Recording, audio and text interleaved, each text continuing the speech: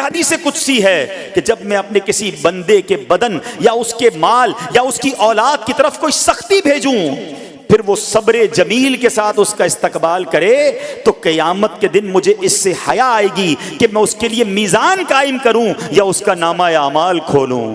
اللہ فرما رہا ہے مجھے حیا آئے گی کہ اپنے بندے سے اب کیا حساب لوں۔ جب آزمائش بھیجی تھی تو اس نے صبر کیا تھا، اس نے شکوہ نہیں کیا تھا۔ خدا کی قسم میں آپ سے پوچھتا ہوں میرا کوئی نقصان ہو جائے اور قیامت کے دن میرا نامہ اعمال نہ کھولا جائے، مجھے اللہ کی بارگاہ میں حساب نہ دینا پڑے، مجھے بتاؤ یہ دنیا کے حساب نقصان کی کیا حیثیت ہے اگر ادھر بخشا جائے۔ سنو تو صحیح، رب فرما رہا ہے کہ مجھے حیا آتی ہے کہ اس کے لیے میزان قائم کروں یا اس کا نامہ اعمال کھولوں۔ ارے یہ ساری دنیا کی دولت، یہ ساری دنیا کی آسائشیں ایک طرف، اگر قیامت کے دن حساب کتاب میں آسانی مل جائے، اللہ بلا حساب جنت میں داخل کر دے، اس سے بڑھ کر کوئی نعمت نہیں۔ مگر آج افسوس یہ ہوتا ہے کہ اگر کسی پر امتحان آتا ہے وہ اس امتحان میں فیل ہو جاتا ہے۔ اس حدیث میں ایک لفظ استعمال ہوا صبر جمیل کے ساتھ۔ اب یہ بھی بڑا مسئلہ ہے کہ لوگوں کو یہی نہیں پتا کہ صبر جمیل ہے کیا۔ لوگ کہتے تو بہت ہیں اللہ پاک آپ کو صبر جمیل عطا فرمائے، اب اس سے پوچھو بھائی صبر جمیل کی تعریف کیا ہے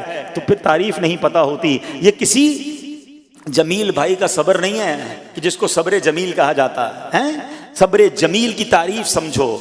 علماء کہتے ہیں کسی مصیبت زدہ اور غیر مصیبت زدہ کو برابر میں دیکھو مگر دونوں میں کوئی فرق نظر رہا ہے، یعنی چہرہ بھی نہ بتائے کہ وہ کسی مشکل میں ہے، اس کی عادتیں بھی نہ بتائیں کہ وہ کسی پرابلم میں ہے، یعنی اس کو دیکھ کر پتہ ہی نہ چلے کہ وہ بڑی مشکل میں ہے۔ فرمایا یہ ہے صبر جمیل۔ مگر آج ہمارا حال یہ ہے، ہمارا چہرہ بتا دیتا ہے بھائی خیر تو ہے، بڑی ٹینشن میں ہو، ہاں یار کیا کروں بس موبائل ٹوٹ گیا، ارے بھائی بڑی چہرے پہ بڑی ہوائیاں اڑ رہی ہیں، بس کیا کروں جناب آج 5,000 روپے کھو گئے۔ 5,000 روپے کھو جائیں، چھوٹا سا نقصان ہو جائے، ہمارا چہرہ بتا دیتا ہے کہ ہمارے ساتھ کوئی معاملہ ہوا ہے۔ صبر جمیل یہ ہے کہ دیکھ کر کوئی پہچان ہی نہ سکے کہ یہ بندہ کتنی مشکل میں ہے، چاہے اندر کتنی تکلیف میں ہو، دنیا والوں کو نہ بتائے کیونکہ وہ رب کا بندہ ہے، وہ اللہ کی بارگاہ میں فریاد کرے۔ یہ صبر جمیل ہے اور اللہ اسے ہم سب کو نصیب فرمائے۔